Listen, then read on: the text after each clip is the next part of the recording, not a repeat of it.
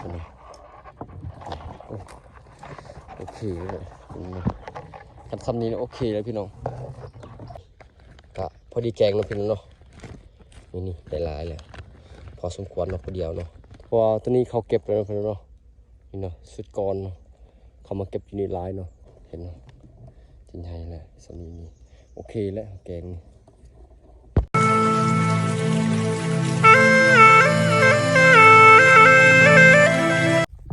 กราบสบายดีเนาะพ่อแม่พี่น้องเนาะ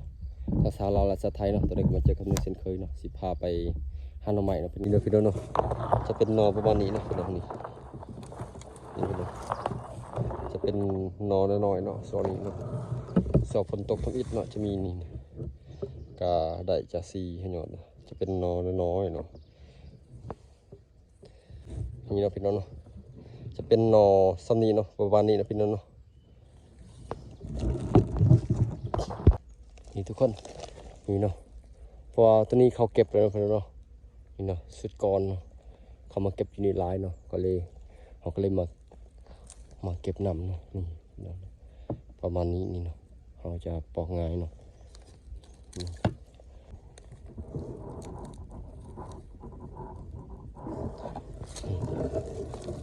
ตัวนี้ก็ใหญ่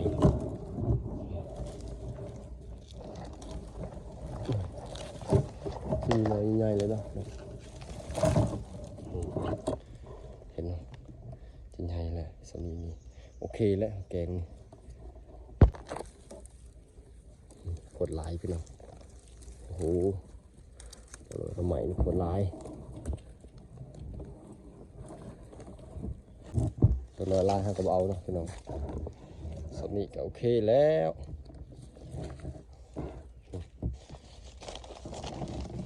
ทำไมเพราะว่า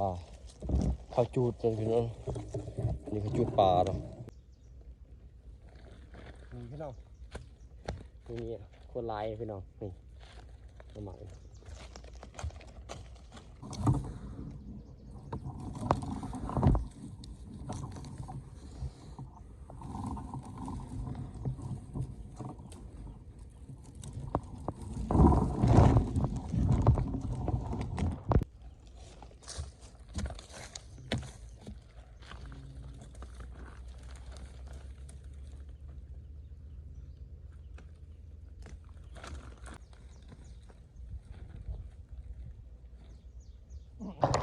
นี่มันล้นคนตัว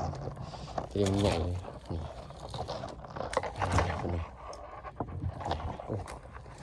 โอเคเลยคันคำนี้โอเคเลยพี่น้อง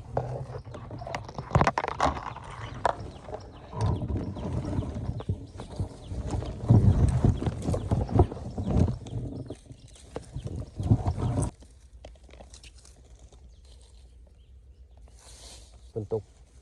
หดอิดซื้อได้พี่น้อง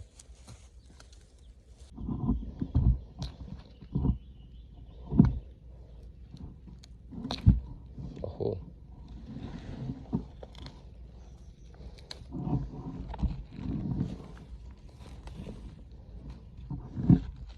เขาจะเอาตัวใหญ่เนาะเขาจะเหลือกเนาะพี่น้องเขาทานปอกเนาะใหญ่เนาะ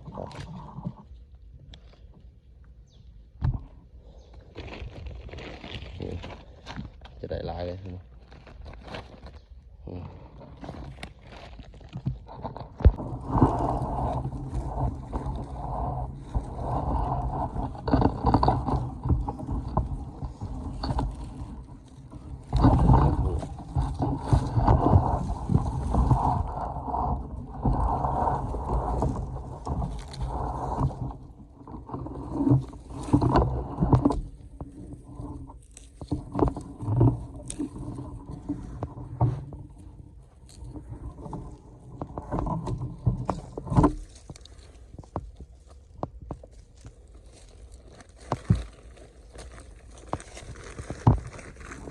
นี่เนาะเป็นหอยเขานะคุณเนาะเข้าไปหาชุดหนึ่งเลย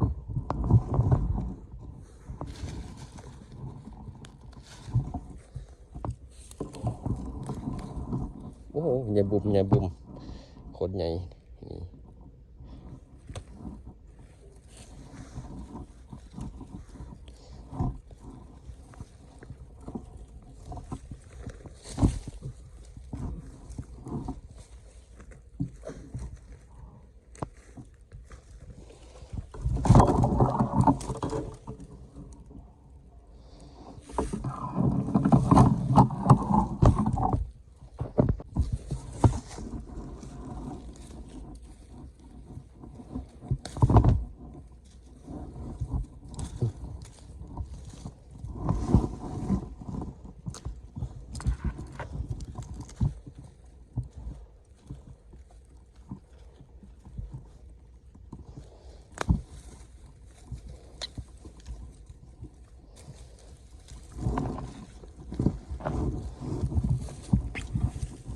อืม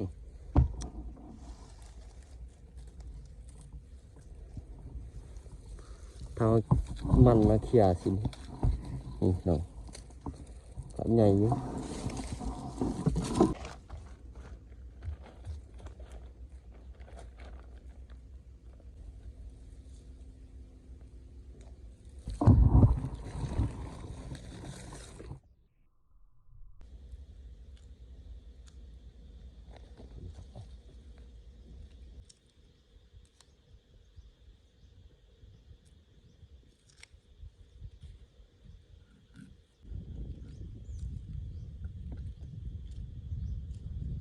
นี่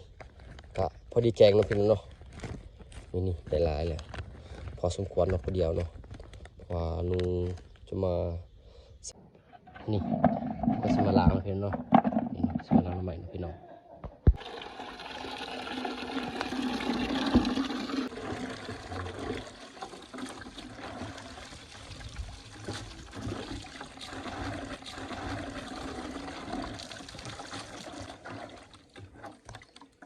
นี่ทุกคน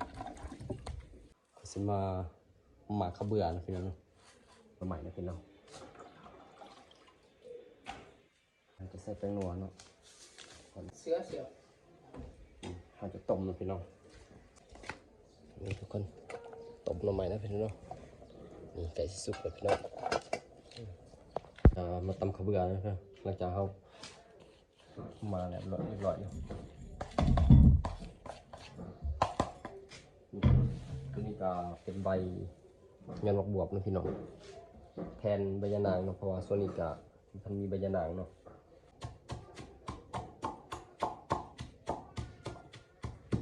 ทำเรียบร้อยแล้วมันแหลกแล้วเนาะพอดีใส่แล้วพี่น้องนี่ขั้นตอนนี้ก็เขาปรุงนะพี่น้องเนาะนี่ขั้นตอนนี้ก็ปรุงตัวนี้ก็เขา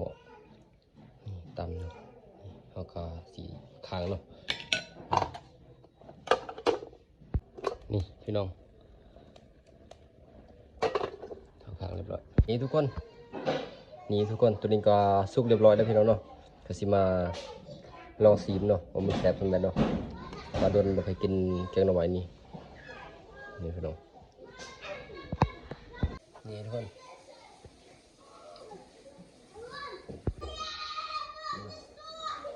แกงประมาณนี้พี่น้องประมาณนี้